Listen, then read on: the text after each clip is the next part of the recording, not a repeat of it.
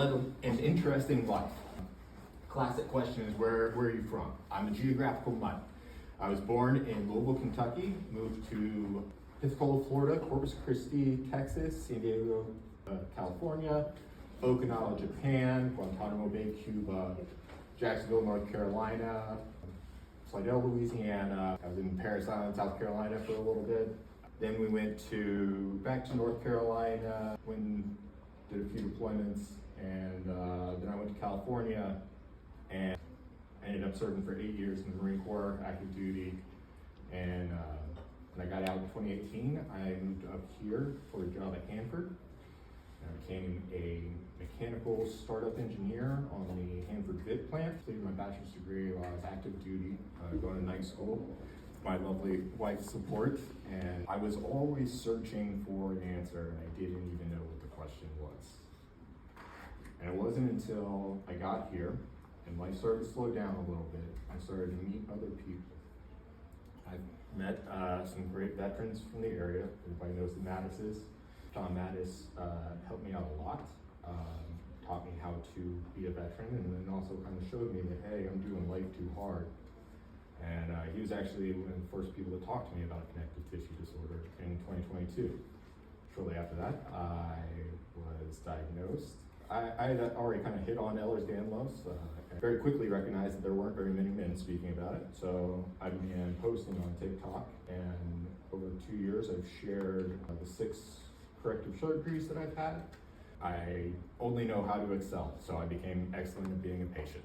I managed to find the #1 orthopedic surgeon for Ehlers-Danlos Syndrome, operates out of Seattle. His name is Dr. Erickson.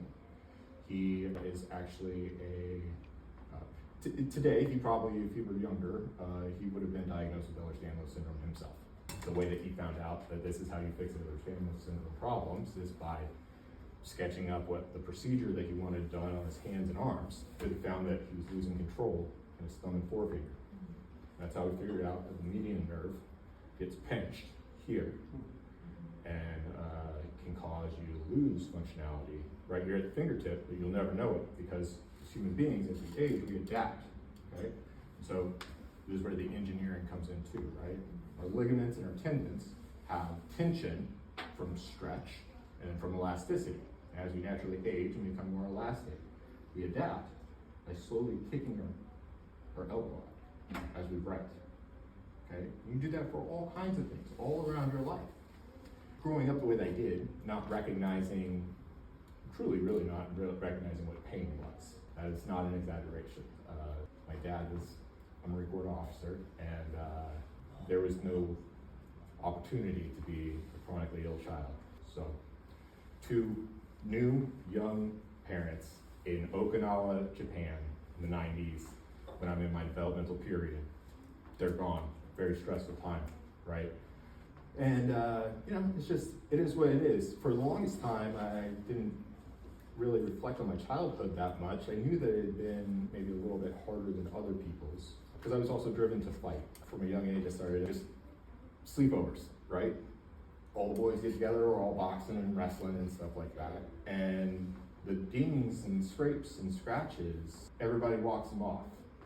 You don't want to go home because your ankle hurts, right? So you just walk it off, right? Another opportunity missed. I got older, I had really bad knee pain. This is where the first signs that I could actually remember of what I later find out was Ehlers-Danlos Syndrome came up. I was doing a lot of karate. It was probably around 14, 15 years old. We started noticing that my knees had these knobs. Does anybody know what it's called? These prominent knobs at the tip of the shin bone here? It's called Osgood-Schlatter disease, right? And I'm pretty sure if you Google it on Wikipedia now, it says Osgood-Schlatter disease is correlated with Ehlers-Danlos syndrome. But again, when I was 15 or 16, it was 2003, and my dad was in Iraq. There were more important things going on, right?